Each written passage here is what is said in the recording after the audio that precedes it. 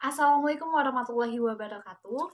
Tabi pun. Nama saya Safira Ayu Nindya. Saya Ida Putri Cahyani. Saya Ibnu Dwi Santi. Kami dari kelompok 2 ingin mempresentasikan hasil diskusi kami yang berjudul Pengaruh Negatif Kemajuan IPTEK terhadap NKRI. Yuk kita simak.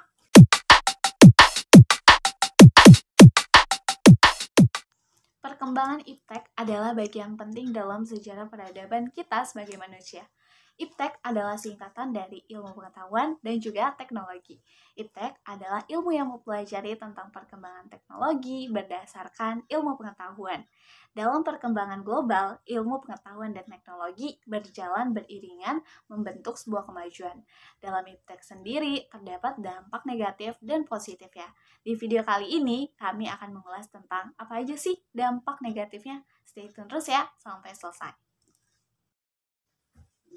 Pengaruh negatif bagi kehidupan bermasyarakat, berbangsa, dan bernegara dibagi menjadi 4 aspek, yaitu yang pertama aspek politik, aspek ekonomi, aspek sosial budaya, dan yang terakhir aspek hukum, pertahanan, dan keamanan.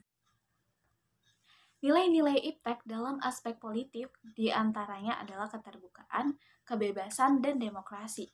Nilai-nilai tersebut dapat disalahartikan oleh masyarakat.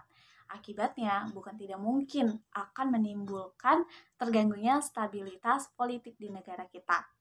Contohnya aja, terjadinya tindakan anarkis sebagai reaksi terhadap pemerintah yang menurut masyarakat tidak memberikan kebebasan dan tidak demokratis terhadap rakyatnya. Dari hal itu, yang perlu banget kita waspadai adalah munculnya gerakan-gerakan radikalisme dan terorisme. Pengaruh negatif IPTEK dalam aspek ekonomi yaitu pertama, konsumtif barang impor karena adanya perdagangan bebas.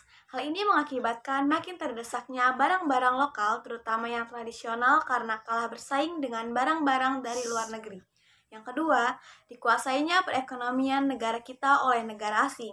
Karena makin mudahnya orang asing menanamkan modalnya di Indonesia, yang pada akhirnya mereka dapat mendikte atau menekan pemerintah atau bangsa kita, sehingga bangsa kita akan dijajah secara ekonomi oleh negara investor. Yang ketiga, timbulnya kesenjangan sosial akibat persaingan bebas. Persaingan bebas terus akan menimbulkan adanya pelaku ekonomi yang kalah dan menang. Yang menang akan dengan leluasa memonopoli pasar, sedangkan yang kalah akan menjadi penonton yang senantiasa tertindas. Yang keempat, mudahnya melakukan transaksi ilegal dan rawan penipuan. Karena mudahnya dalam penggunaan teknologi, orang-orang terkadang menyalahgunakan dan menimbulkan suatu kejahatan. Apa nih?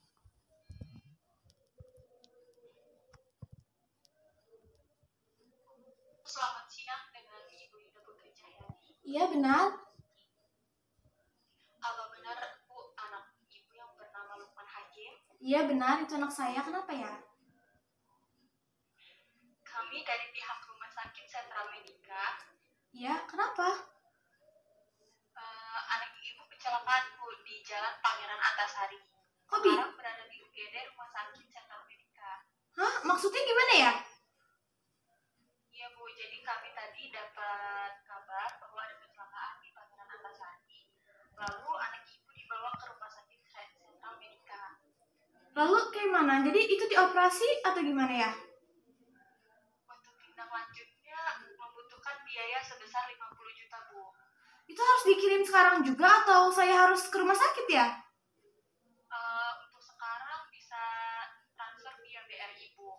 Nah, untuk kedatangan ke rumah sakit itu nanti diinformasikan lagi ke pihak keluarga Bu, karena ada keterbatasan untuk datang ke rumah sakit karena pandemi COVID-19. Tapi kan saya ibunya, masa nggak boleh ngeliat anak saya sendiri? Iya Bu, secara tidak langsung kalau Ibu udah transfer uangnya itu kami tindak lanjuti dan Ibu menyetujui untuk tindak lanjut tersebut Bu. Tapi saya nggak punya uang di saldo ATM saya. Untuk tindak lanjutnya nanti memerlukan biaya sebesar 50 juta Bu. Jika tidak dikirim, pihak rumah sakit tidak bisa menindaklanjutinya. Yaudah deh, nanti saya kirim sekarang juga. Kirim kemana ya? Ke via BRI Bu. Oke. Tapi sebelumnya anak saya kan di rumah lagi makan.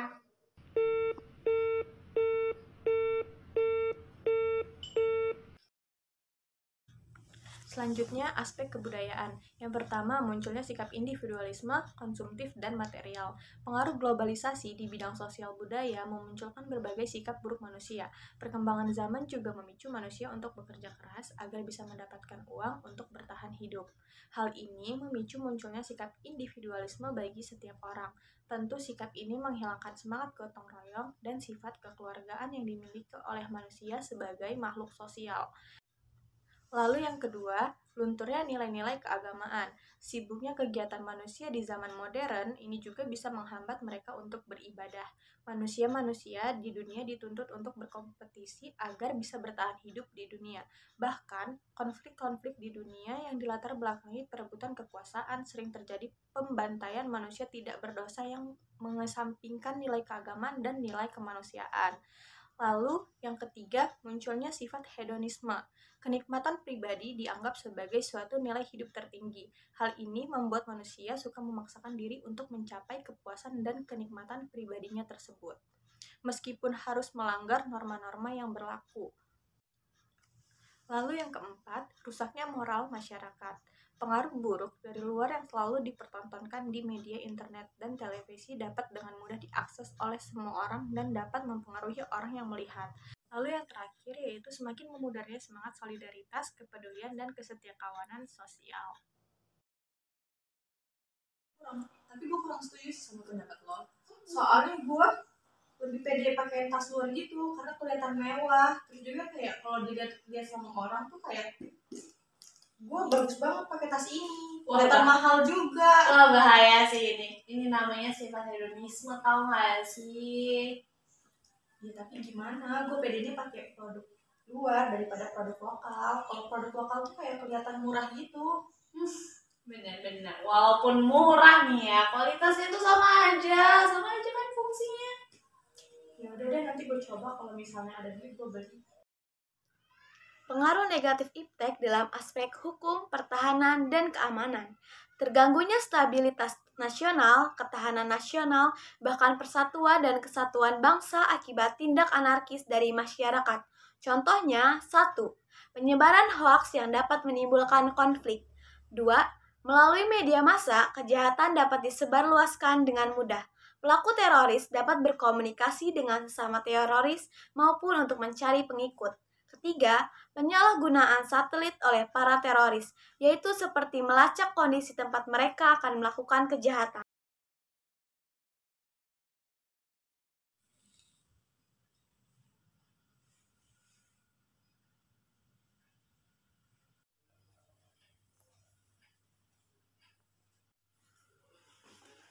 Sat, ini kamu beneran yang kamu kirim di WhatsApp aku?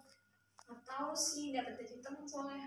Lah, kok gitu? Siapa tahu ini pembohongan loh. Emang akurat ya? Ya, namanya dapat dari teman, nggak pernah ngecek sih. Tapi share aja. Tapi setahu aku tuh ya, info yang aku terima itu beda dari kayak gini. Ya, gimana dong? Nah, ayo loh, sepatu itu bisa jadi hoax loh. Kamu bisa jadi nimbulin kerugian buat orang lain. Iya juga ya. Apa aku hapus aja kali ya? Ya,